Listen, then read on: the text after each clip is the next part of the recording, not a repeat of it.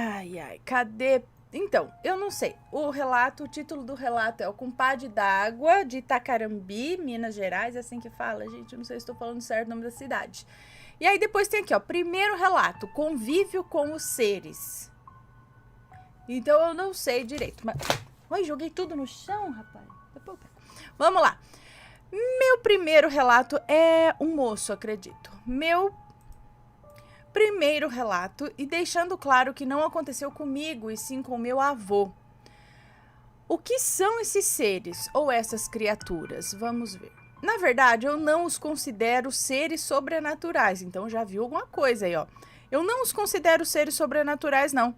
Nem fantasmas ou algo do tipo. Para mim, eles são reais, de carne, osso e sangue. São, sei lá, alguma espécie de humanoide altamente evoluído, com capacidade especial, como, por exemplo, sobreviver no fundo das águas, nos rios de água doce. Se materializam em objetos ou animais para passar despercebido por algum ser humano. Mas aí não seria, se ele se materializa, não seria um ser de carne e osso. Ele teria que ser sei lá.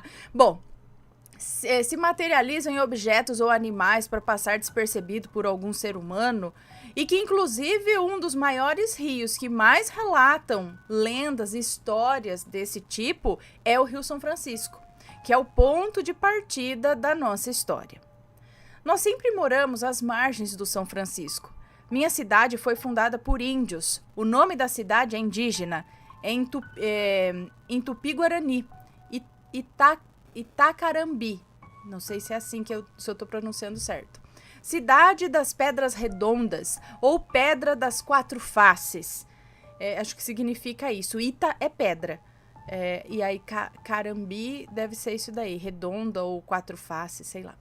E estamos rodeados por reservas indígenas. A principal reserva, que é mais conhecida, é a reserva Chacriabá.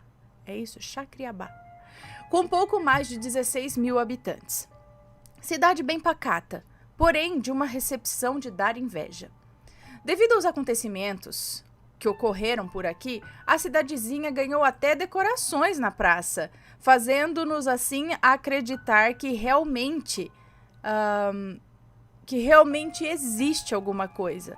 Eu, na verdade, acredito mesmo, e já tive até contato com esses seres. Posso mandar fotos das decorações da minha cidade aqui. Sei que vocês irão ficar super curiosos. E se quiserem vir passear, serão super bem-vindos. Serão super bem-vindos aqui. Muito obrigada. Quero passear. Mas vamos ao relato. Na época, o meu avô, que era um dos maiores pescadores, e é até hoje, com os seus 80 e poucos anos, ele sempre ia pescar.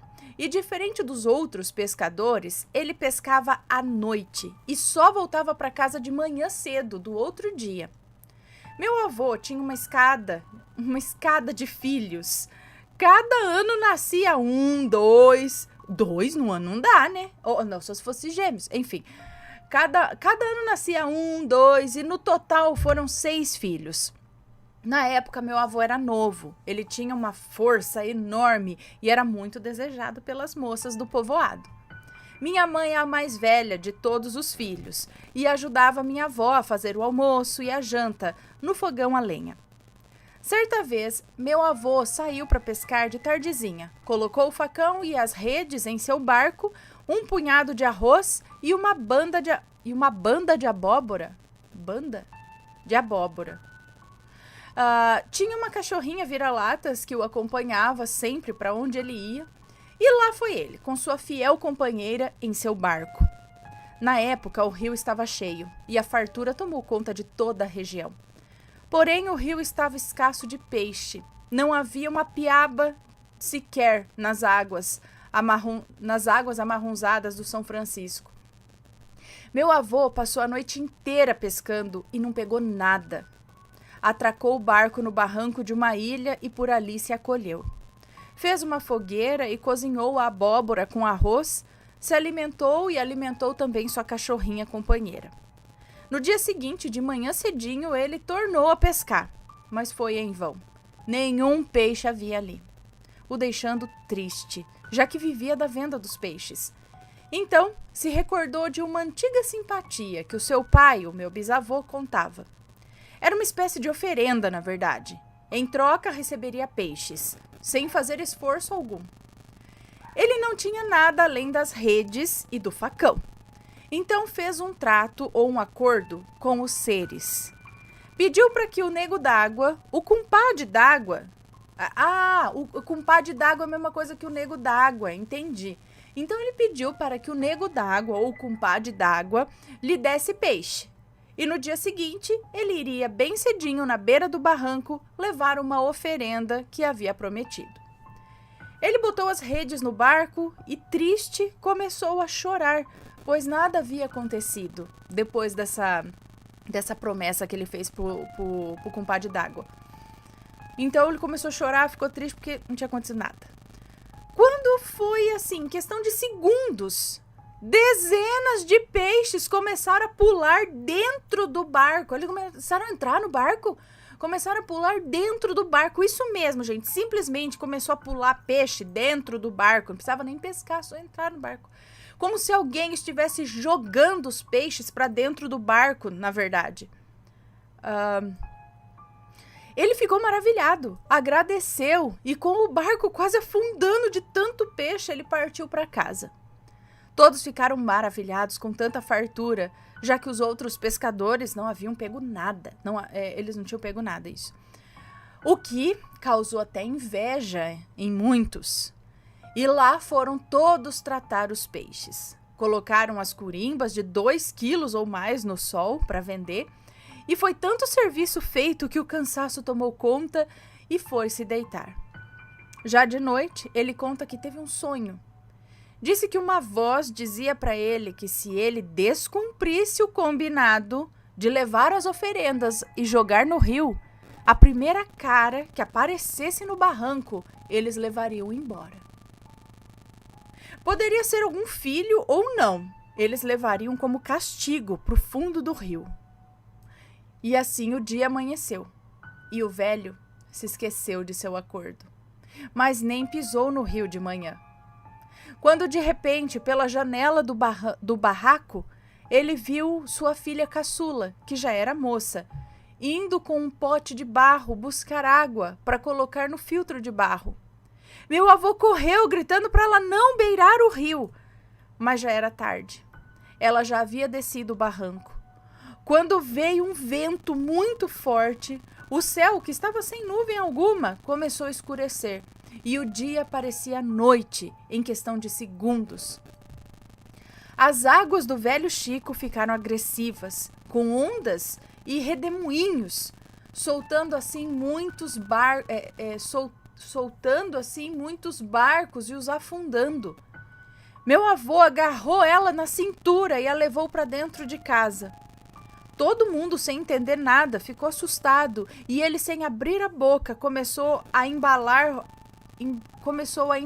roupas e catou tudo que havia no barraco, botou tudo na carroça que tinha e saíram todos em direção a uma cidade, que na época estava a mais de 30 quilômetros de distância. E assim chegaram na cidade, bem longe de qualquer rio ou riacho. Ixi, tentando dar o calote na entidade, no compadre d'água. Ah, dá certo não. Bom, os anos foram passando, mas ele jamais esqueceu o trato feito com os seres. Às vezes ele ia beber água e do nada o copo começava a formar uns redemoinhos dentro do copo. Ele, assustado, botou na cabeça de que eles não iriam deixá-lo em paz até que o acordo fosse feito, fosse concretizado. E isso o fez ir para mais distante ainda. Comprou uma casa em uma outra cidade e lá foram eles morar. Porém, ali perto, em uma mata, havia um rochedo com um riacho, mas ele não sabia. Ele estava feliz, pois tinha certeza de que aquele acordo havia sido deixado para trás. Mas, para seu engano, mas ele estava enganado. o contrato não havia sido deixado para trás. Contrato não, acordo, né? Pelo contrário, estava mais perto de se cumprir. Os dias foram passando e a minha tia foi ficando mais bonita. Toda vez que saía do banho, algo estranho nela acontecia.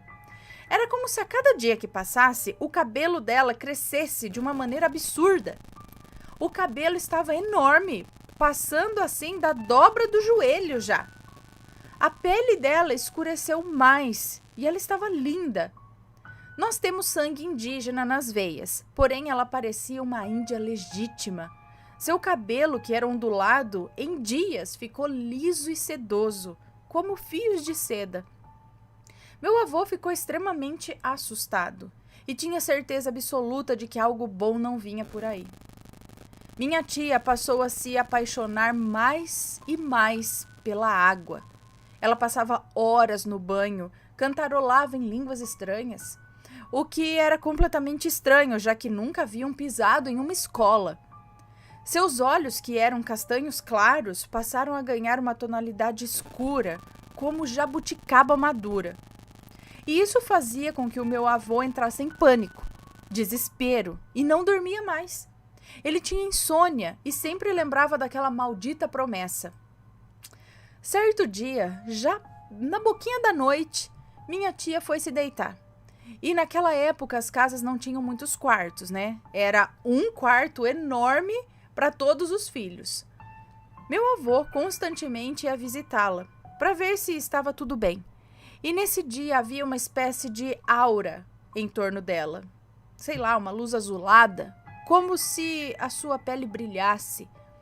Ele se assustou e foi rezar um credo na sala da casa, quando de repente ouviu gritos vindos do quarto e um vento muito forte arrastou os seus irmãos para fora, ficando assim só ela dentro do quarto. A porta bateu e se trancou, mas não havia tranca no quarto, não tinha como a porta se trancar sozinha. Olha, foi uma gritaria só. Meu avô pegou a cartucheira que havia comprado por lá mesmo e arrombou a porta do quarto, quando viu um ser humanoide, parecido com um ser humano, só que baixo, de 1,5 metros de altura mais ou menos, pele bem escura, seus olhos pareciam de peixe, bem arredondados e completamente careca e nu. E o mais bizarro, o seu órgão sexual se assemelhava a um órgão sexual masculino de um animal. Para ser mais preciso, de um cavalo. O que levou ele a entender que se tratava de um ser macho, ou era um ser masculino, né? Meu avô começou a repreender aquilo. Mal sabia ele que não se tratava de algo sobrenatural, do mal, e sim algo que realmente existe. É de carne e osso. Como assim? Porém, pouco se conhece sobre. Além de tudo, devemos proteger e respeitar. Como assim? Enfim, de repente, meu avô viu um buraco no canto do quarto, o que indica mais ainda que aquele ser tem entrado por ali, através de um túnel, talvez. Quando veio um vendaval forte e arrancou metade do teto da casa, ele agarrou, nesse momento ele agarrou o braço da minha tia e a arrastou para dentro daquele buraco. Ah, o bicho lá, o compadre d'água, arrastou para dentro do buraco. Mas meu avô se ajoelhou e chorou demais, dizendo que ele a mataria, que o ser iria matar a filha dele, é isso? Durante anos, o meu avô ficou entristecido. Afinal, isso aconteceu por culpa dele. E sei que até hoje ele se castiga pelo ocorrido. Mas peraí, a moça sumiu? Foi embora no buraco com aquele bicho? Meses mais tarde, ele foi até o riacho que tinha acabado de encontrar e avistou uma parte do vestido da minha tia por lá. Caiu no choro e começou a se culpar. Perguntava em gritos a Deus o porquê de ter sido tão cruel com ele, a ponto de castigá-lo assim. Foi então que ele ouviu um canto, vindo das pedreiras daquelas águas. Se pôs em total silêncio. Não se ouvia um chiar de grilo, nem de aves, nem mesmo dos ventos nas copas das árvores. Ouvia-se apenas aquele melodioso e suave canto. E como em uma sessão de hipnose, ele não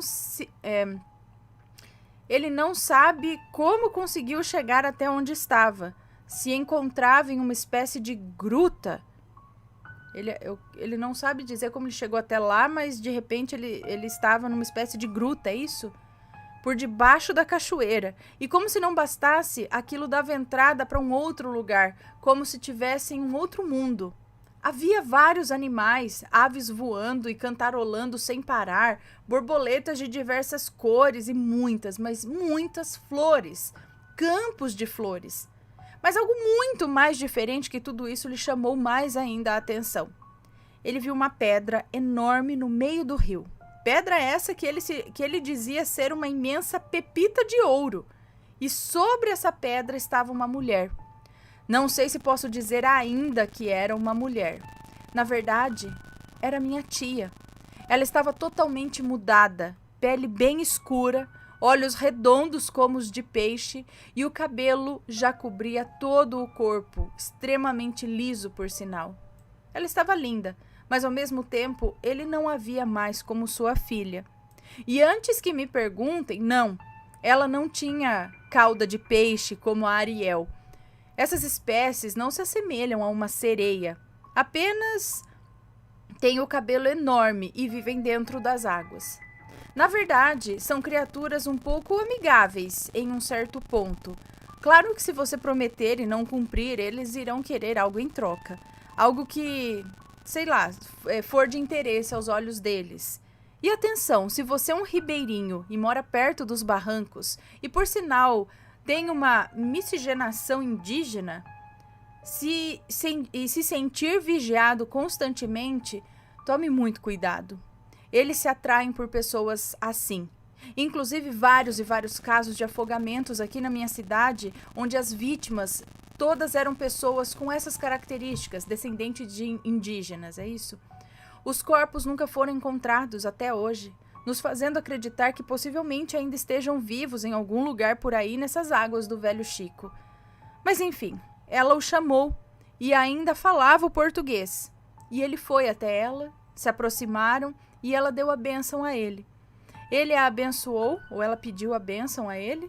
Ele a abençoou, pediu perdão, chorou, a abraçando fortemente e em seguida pulou sobre aquelas águas cristalinas. Em seguida ela pulou sobre aquelas águas cristalinas do rio e sumiu. Ele nadou, mergulhou tentando encontrá-la, porém sem sucesso. Enfim, né? Hoje ninguém acredita que tem uma tia criada pelo Nego d'Água, mas sei que ela existe e está por aí em alguma água doce. Anos depois do acontecido, meu avô ainda manteve contato com ela. Não só com ela, mas sim com outras dezenas, talvez centenas desses seres tão incríveis e peculiares. Ele já teve contato, inclusive, com crianças dessa espécie. Sim, eles reproduzem. Por esse motivo, acredito que são espécies humanoides, com capacidades que ainda não sabemos, não conhecemos. São seres muito especiais, capazes de se materializar em objetos para passarem despercebido pelas pessoas más, que só querem destruir e acabar com tudo. Hoje, o avistamento dessas criaturas caíram devido ao aumento do desmatamento e da pesca fora de época. Eu mesmo já tive aproximação de uma criança desse tipo. E lembrando aqui que a minha família é indígena. Sou negro, sou preto, tenho cabelo liso e muito escuro. Talvez esse seja o motivo dessas aproximações. Sobre o meu avô... KKKKK, ele deu risada. Sobre o meu avô, até hoje tem roça do outro... Ele até hoje tem roça do outro lado do rio. Vive de pesca e da lavoura, criações de galinhas e porcos. E disse algumas vezes para nós que sua filha veio pedir a bênção a ele. Ele não fala detalhes de como ela está, apenas diz que a viu. Se gostaram do relato, eu posso escrever também sobre a minha experiência com essa criança d'água. Bom, me desculpem pelas inúmeras informações, tentei resumir o máximo, porém tem muitos detalhes que não relatei ainda. Para ter ideia, tem 4 dias que estou escrevendo esse relato. Escrevo um pouco e paro, escrevo outro pouco e paro, por falta de tempo mesmo. Mas muito obrigado pela atenção. Um beijo para você, muito obrigada. Cara, eu não duvido de nada, né? Tem muita história por aí, inclusive, sim, muitas envolvendo aí o Rio São Francisco, muitos mistérios envolvendo os rios, os seres, nessa mata rica que a gente tem aí, esse grande espaço que nós temos aqui no Brasil. Tem também esse lance aí dos indígenas, assim, a Marie tá passando aqui. Então esses seres teriam preferências por descendentes diretos, assim, de indígenas, é isso? Que assim, minha família é indígena, ele falou. Então, descendente não, indígena mesmo. Ui, meu Deus. Porque assim, a gente, assim, aqui também tem uma ascendênciazinha indígena, né? Mas é que me veio na mente também as histórias do Boto, sabe? De todos esses seres. Tem um relato também de uma galera que tava num barco. Ai, não vou lembrar onde. E aí eles viram uma mulher surgir lá na água do barco. Não sei o que aconteceu com a galera do barco. Aí essa mulher saiu da água. Tem vários relatos, né? Várias histórias nesse sentido. Se você aí conhece alguma história ou já presenciou algo do tipo, manda o seu relato para nós, ok?